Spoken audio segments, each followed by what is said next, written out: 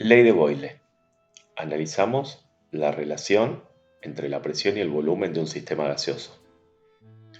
Manteniendo la temperatura fija de un sistema, es decir, que no se modifique, podemos ver cómo cuando aumentamos el volumen de un gas, su presión disminuye, y cuando disminuimos el volumen de un gas, su presión aumenta. Claro, estos cambios se producen porque al tener menor volumen o menor espacio para moverse las partículas, aumentan las colisiones entre ellas y con las paredes del recipiente. Al haber más colisiones, habrá más fuerzas sobre las paredes del recipiente interactuando y aumentará la presión. Cuando el volumen aumenta, la cantidad de colisiones es menor, habrá menos fuerza interactuando sobre las paredes del recipiente y la presión disminuye. Por lo tanto, presión y volumen a temperatura constante son inversamente proporcionales según lo enuncia matemáticamente la ley de Boyle que se escribe en la pizarra.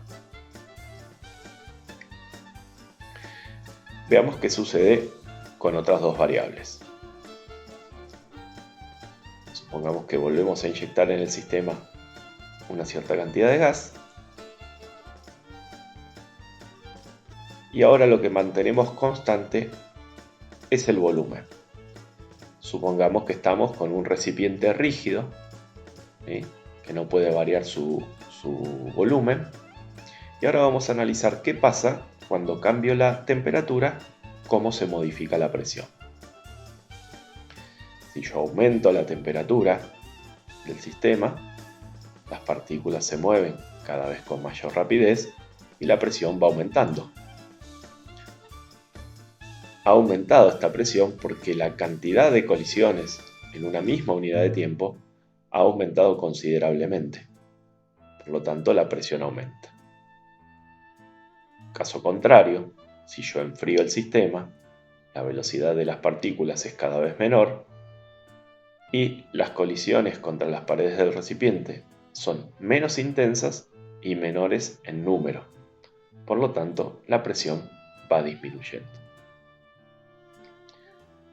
Podemos concluir entonces que a volumen constante, cuando disminuye la temperatura, disminuye la presión, y cuando aumenta la temperatura, también aumenta la presión.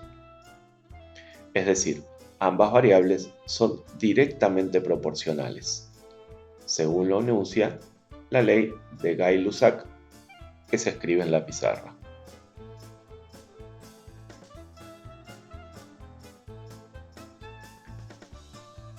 Veamos ahora qué sucede con otro sistema en el que fijamos el valor de presión y analizamos la interacción entre el volumen y la temperatura. Entonces, hacemos que la presión esté fija y ahora lo que vamos a hacer es variar el volumen y ver qué pasa con su temperatura. Si yo disminuyo el volumen, veo que la temperatura ha disminuido. Si yo aumento el volumen, veo que la temperatura aumentó. ¿Qué pasó?